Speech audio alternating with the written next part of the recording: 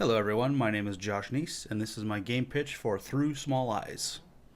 This game is a Metroidvania style puzzle platformer where players will use resource management on the items they gain to help them solve puzzles and traverse the area. The objective of this game is for the player to find items that help them solve puzzles to reach the end of the stage and in turn finish the story.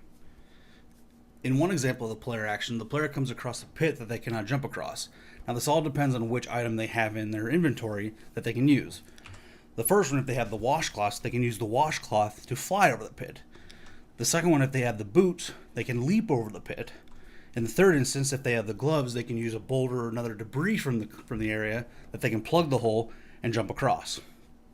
Another example of player action is an entity or an obstacle blocking the player's path. Now, with no actual combat in this game, the player will have to circumvent this obstacle one way or another. In one instance, the player will use the blanket to make themselves invisible to bypass the obstacle and reach the goal.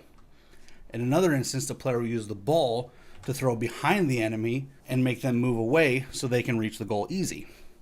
Now, the map itself will have 4 distinct areas: the player's house, a park, a street, and the mall.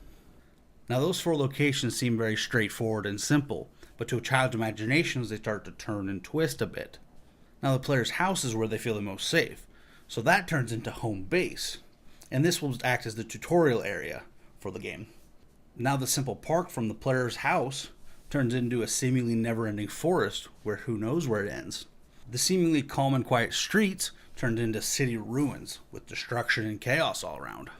And the seemingly quiet mall turns into an underwater enchanted shops deep below the ocean surface.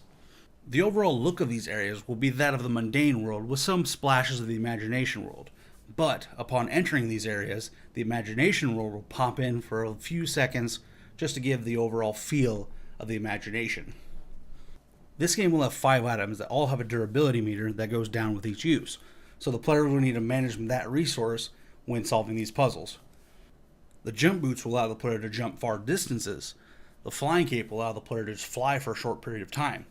The hyperball will be used as a distraction piece for entities and knock things down. The invisibility cloak will make the player invisible for a short period of time, and the strength gloves will allow the player to pick up heavy objects. Similar to games to this are, of course, Super Metroid and Castlevania, with their connected maps and their item collection and usage, as well as Fez for its laid-back style and puzzle platforming, and also Scribblenauts for its art direction. Developmental risks of this game are, of course, going to be art.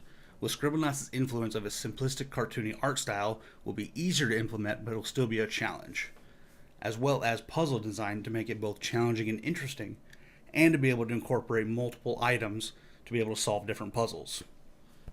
Thank you everyone for watching my game pitch for Through Small Eyes.